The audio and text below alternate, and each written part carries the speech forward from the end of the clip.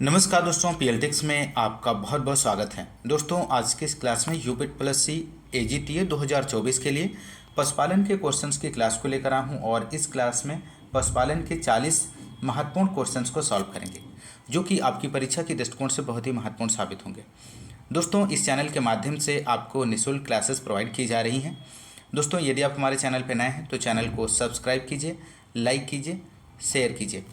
दोस्तों, बहुत ही महत्वपूर्ण प्रश्न है, आप सभी क्वेश्चंस को अटेम्प्ट करने की कोशिश करिए और क्लास के अंत तक आप लोग बने रहें। दोस्तों, आइए शुरू करते हैं इस क्लास के क्वेश्चन नंबर 11 से। जैसा कि आप देख पा रहे होंगे, क्वेश्चन नंबर 11 है, भैंस के दूध में वसा रहित ठोस SNF मानक होता है तो कितना % होता है। यहाँ पर ऑप्शंस दिए गए हैं, आप इस क्वेश्चन का सही विकल्प का चयन कर सकते हैं। तो राइट आंसर यहाँ पर हो जाएगा इस क्वेश्चन का ऑप्शन बी, 9.2% इस क्वेश्चन का सही आंसर बनेगा। दोस्तों, नेक्स्ट क्वेश्चन नंबर है यहाँ पर 16 क्वेश्चन नंबर, निम्न में से कौन से पशुओं के विषाणुजन्य रोग हैं। तो विषाणुजन्य रोग का चयन करना है। यहाँ पर ऑप्शंस दिए गए हैं, आप इसका सही आंसर दीजिए। दोस्तों, क्या बनेगा, तो राइट आंसर हो जाएगा ऑप्शन डी, ये सभी इसका सही आंसर हो जाएगा। दोस्तों,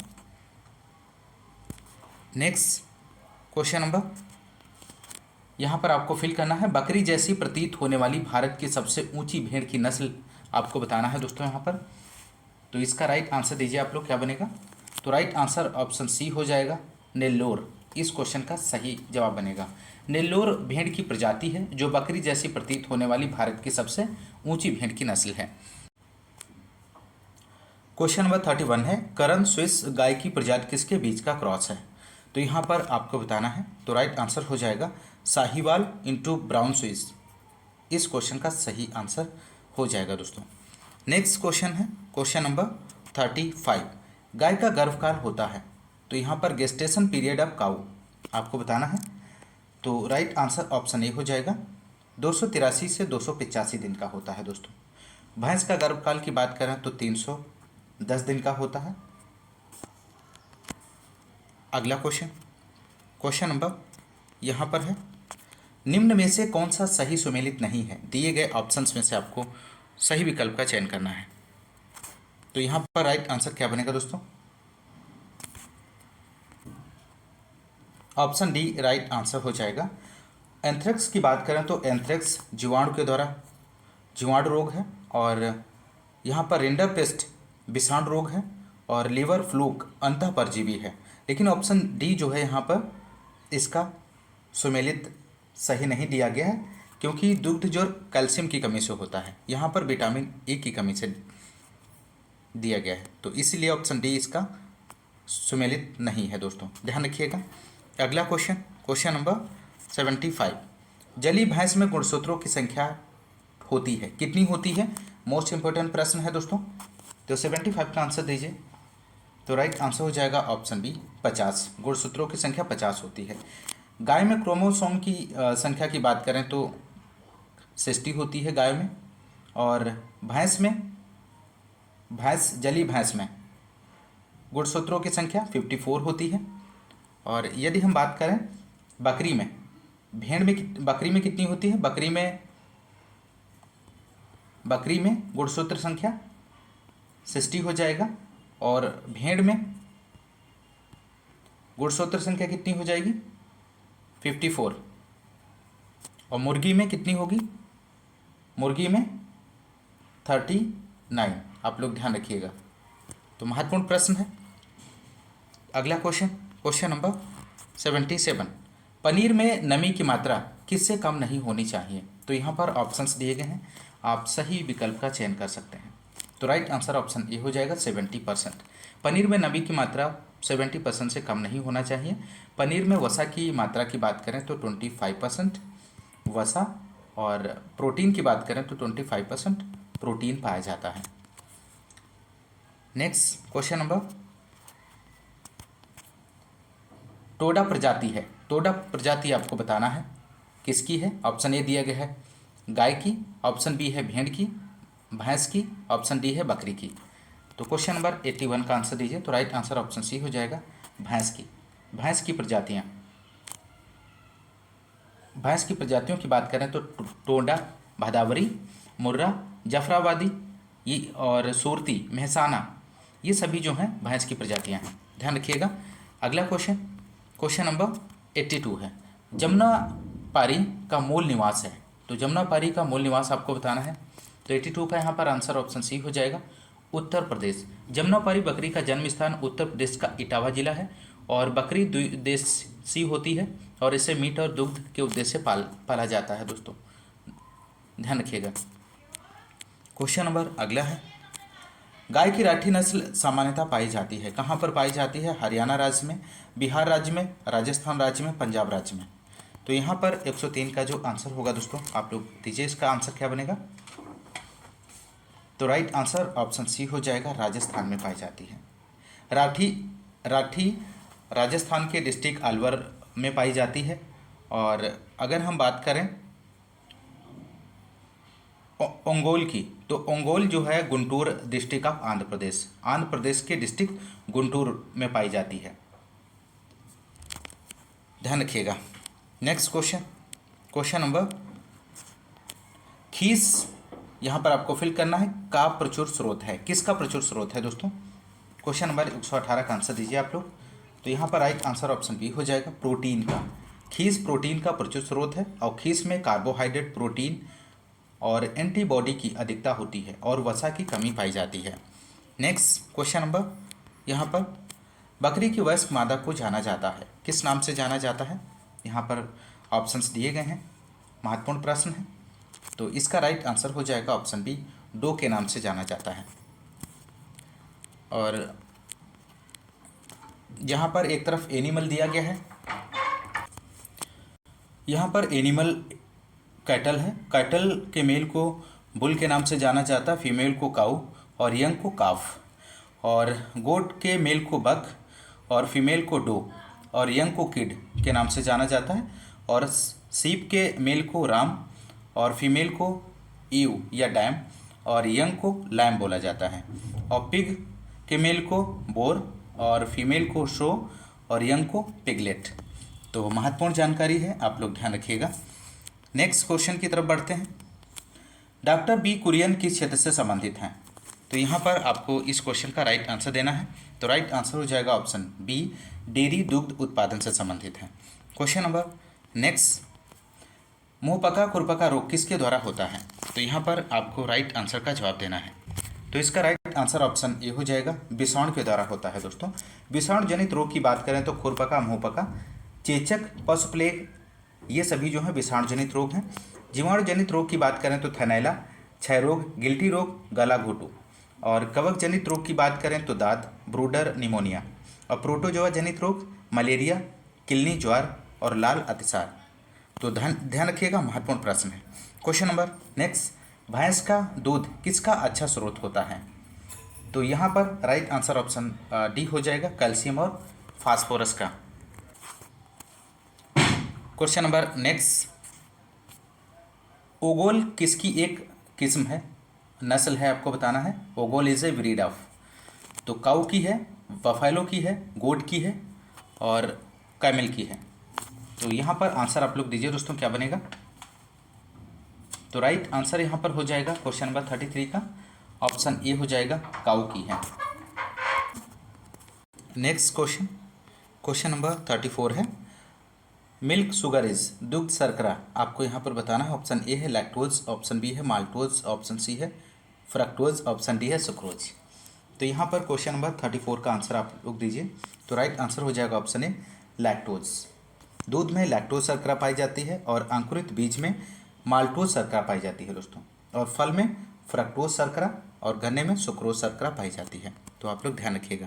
क्वेश्चन नंबर नेक्स्ट 64 है, पशु एवं भैंस किस फैमिली से आते हैं? तो यहाँ पर आपको फैमिली बताना है।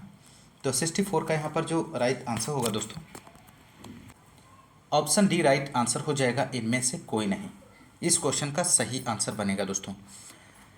यहाँ पर यदि हम बात करें दोस्तों गाय, भैंस, भेड़ की फैमिली की, तो इन तीनों की जो फैमिली होती है बोविडी होती है।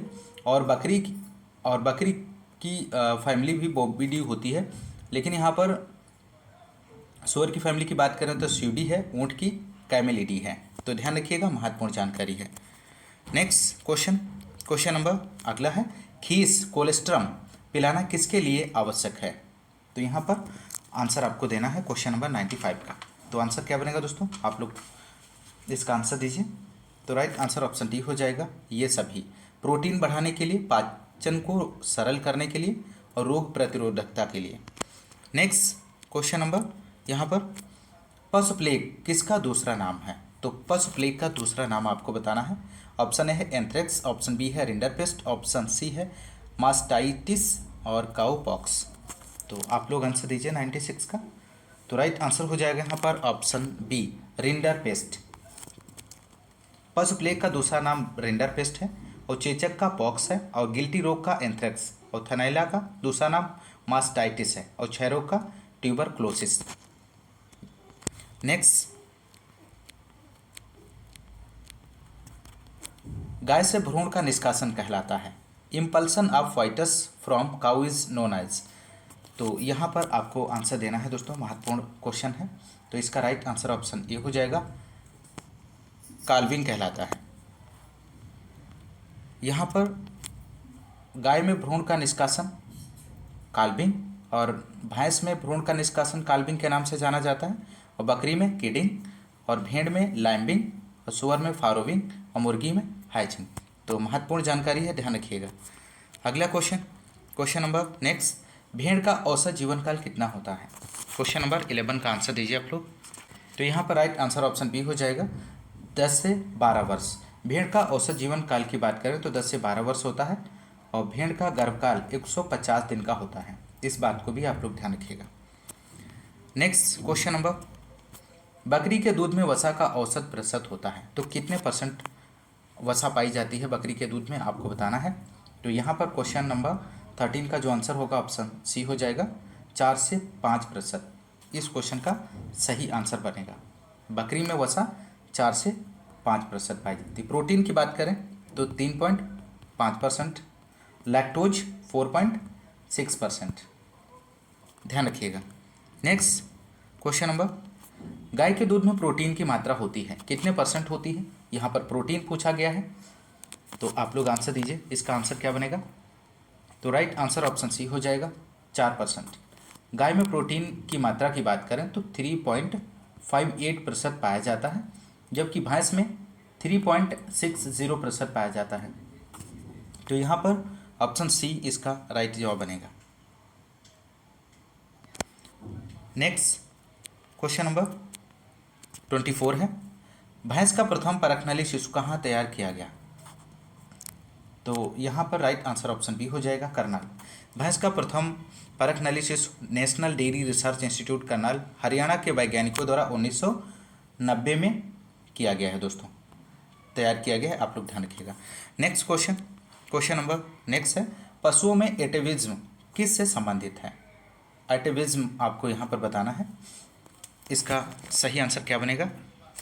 तो यहाँ पर राइट आंसर ऑप्शन बी हो जाएगा, गुणों की पुनरावृत्ति होना। इस क्वेश्चन का सही आंसर बनेगा।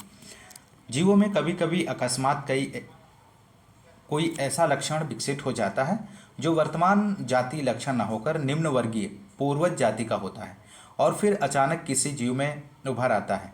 इसे गुणों का पुनरावृत्ति पूर्वजता एटाविज्म होना कहलाता है। तो आप लोग ध्यान रखिएगा। नेक्स्ट क्वेश्चन नंबर, पशुओं का जन्मगत कमियों का क्या कारण है? तो यहाँ पर सेकेंड का आंसर ऑप्शन डी हो जाएगा, आनुवांशिकता, हेरिडिटी है। ध्यान रखिएगा। नेक्स्ट क्वेश्चन, दुग्ध ज्वर पशुओं में किस तत्व की कमी से होता है? महत्वपूर्ण प्रश्न है। तो राइट आंसर ऑप्शन डी हो जाएगा, कैल्शियम। पशुओं में दुग्ध ज्वर कैल्शियम की कमी से होता है। नेक्स्ट क्वेश्चन नंबर यहाँ पर है, पशुओं में खुरपका एवं मुंहपका बीमारी सामान्यतः किस मौसम में होती है? यहाँ पर आपको इस क्वेश्चन का आंसर देना है। तो राइट आंसर हो जाएगा ऑप्शन सी, बरसात। इसका सही जवाब बनेगा दोस्तों। यह एक वायरस से फैलने वाला रोग है, और भारत में यह विषाणु द्वारा बरसात के मौसम में सामान्यतः फैलता है। ध्यान रखिएगा। नेक्स्ट क्वेश्चन नंबर, रानीखेत बीमारी किस पशु से संबंधित है?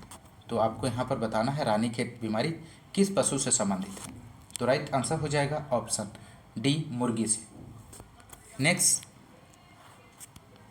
निम्न में से कौन सी गाय की डुकाजी नस्ल है? तो डुकाजी नस्ल का आपको चयन करना है दिए गए ऑप्शंस में से। तो इसका राइट आंसर क्या बनेगा दोस्तों?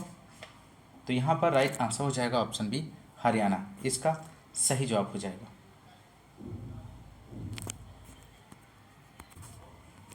क्वेश्चन नंबर अगला है यहाँ पर,